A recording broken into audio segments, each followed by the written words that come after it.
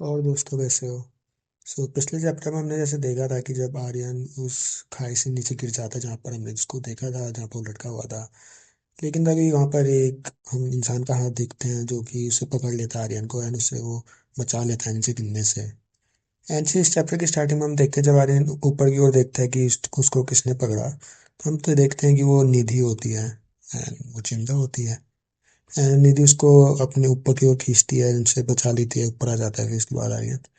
And Aryan काफी ज्यादा surprise होता है कि तुम तो मतलब नहीं, तुम मर चुकी थी। वो उससे पूछता भी है कि तुम तो मर चुकी थी, तुम जिंदा कैसे हो।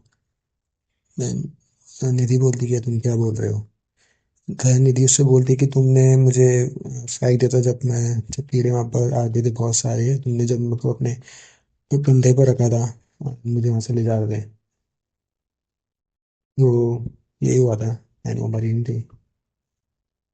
एंड फिर आर्यन कहता है कि फिर वो लड़की कौन थी जिसको उसने देखा था मरा हुआ, उसने भी तुम्हारी जैसी ड्रेस पहनी हुई थी सेम। देन फिर हमें निधि से पता चलता है, वो बताती है कि अब जो मैंने ड्रेस पहनी थी उसको वो तो किसी और ने भी पहनी होगी करना करके। तो यहाँ से हमें पता चलता है कि शायद वो लड़की कोई और थी जिसको आर्यन ने देखा था। वो उसी सेम स्कूल की उसने ड्रेस पहनी हुई थी। तो यार यहाँ पर कन्फ्यूजन सारा हट जाता है। मैंने इसके बाद वो लड़की मतलब निधि उससे बोलती है कि वो तुमने जो स्पॉट लाई थी जहाँ पर ब्रॉडकास्ट स्टेशन था, वहां पर तुमने उस गाड़ी में लाइट ऑन क्यों रखी है, ये काफी ज्यादा हमारे लिए नुकसान दे सकता है। मतलब कुछ तो कुछ होता है, वो बताती नहीं है कि क्या हो सकता है करके। लेकिन वो उससे बोलती है कि जाकर उसे ऑफ कर दो अगर तुम मरना नहीं चाहते हो तो। बट आगे उससे कहता है कि नहीं, मैं ऐसा नहीं करूंगा।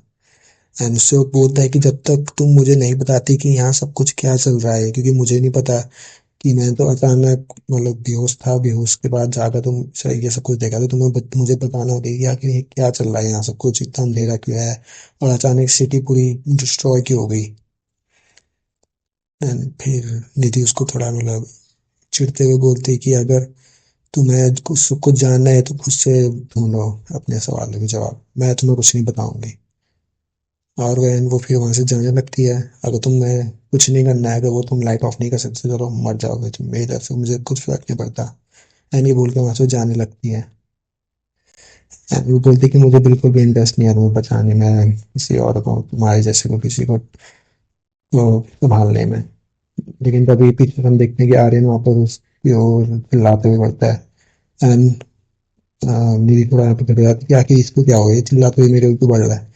एंड तभी आर्यन उसे नीचे गिरा देता है। एंड उसके बगल में हम देखते हैं, उनके बगल में एक डॉग होता है, शायद उसने उन्हीं पर हमला किया था। तभी वो दोनों काफी ज्यादा सरप्राइज जाते हैं कि आखिर ये क्या है।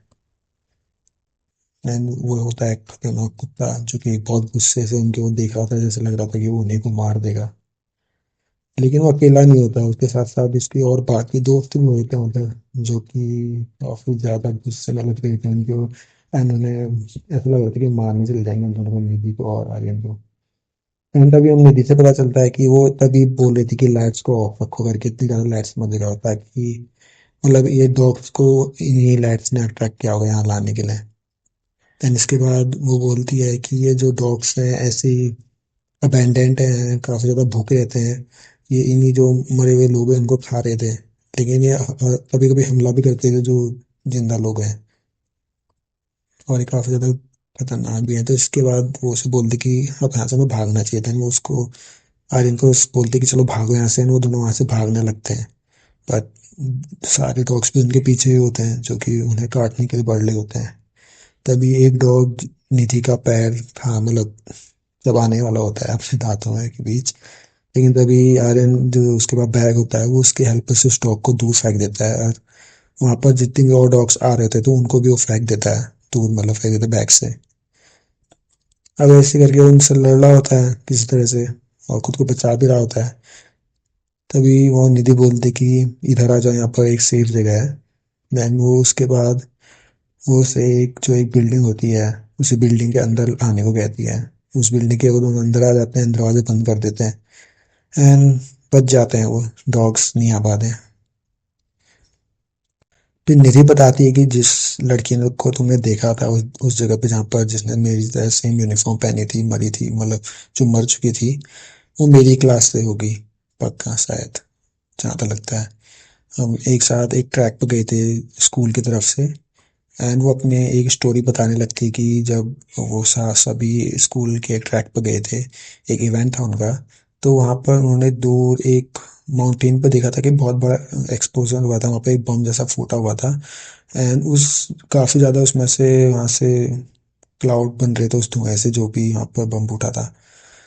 एंड इसके बाद सब कुछ मतलब बेहोश हो गए थे लोग। एंड काफ़ी ज़्यादा वहाँ पर बिल्डिंग भी सब टूट गई थी। एंड मैं बेहोश हो गई थी। एंड जब वो जागी निधि उस धमाके के बाद, तो ये सब कुछ हो गया उसके सामने, चारों तरफ दिख रहा था अंधेरा। एंड पूरा सिटी ब्लैक, पूरा अंधेरा में कन्वर्ट हो गई थी। एंड ये सब, एंड ये सुनकर आर्यन काफ़ी ज़्यादा सरप्राइज हो जाता है कि आखिर वो कैसा बम था। देन वो बताती कि शायद वो कोई न्यूक्लियर एक्सप्लोजन था या फिर मिसाइल थी। एंड आर्यन इस चीज़ से काफ़ी सरप्राइज होती है कि आखिर ये यहाँ किसने न्यूक्लियर अटैक किया होगा।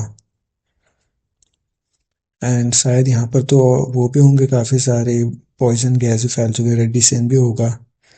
बट निधि बोलती कि शायद ऐसा तो यहाँ पर ऐसा कुछ लग नहीं रहा, क्योंकि तुम भी ठीक हो, मैं भी ठीक हूँ। एंड काफ़ी और सर्वाइवर्स भी होंगे। अब ये सोच सोच के वो एक उस बिल्डिंग के छत पर आते हैं। एंड वो उसे बोलती कि ऐसे ही पूरी धीरे धीरे करके पूरी सिटी पूरा ब्लैक में कन्वर्ट हो गई, पूरा अंधेरा अंधेरा हो गया चारों तरफ। इसके बाद निधि उसे बताती है कि ये इंसिडेंट काफ़ी दिन पहले हुआ था, काफ़ी दिन बीत चुके हैं इस चीज़ को। इसके बाद आर्यन पूछता कि आखिर कितने दिन। देन वो बताती कि ऑलमोस्ट 2 महीने बीत चुके हैं इस खतरनाक एक्सीडेंट को, लगभग 62 डेज।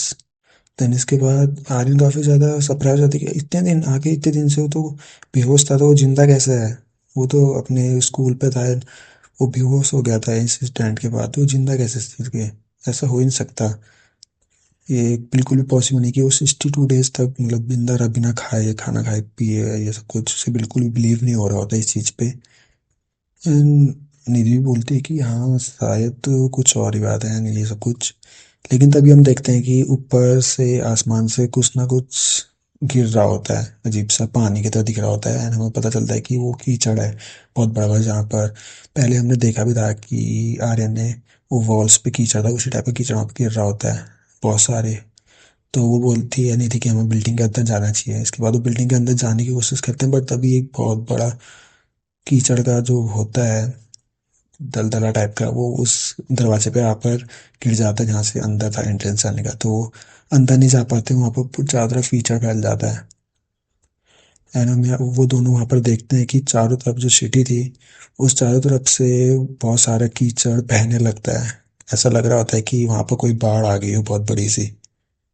एंड वो कोशिश करते हैं अंदर जाने की बिल्डिंग पर, वो नहीं हो पाता। एंड चारों तरफ वो कीचड़ फैलते जाता है पूरा सिटी में। एंड इसी के साथ ये चैप्टर पर ख़त्म हो जाता है।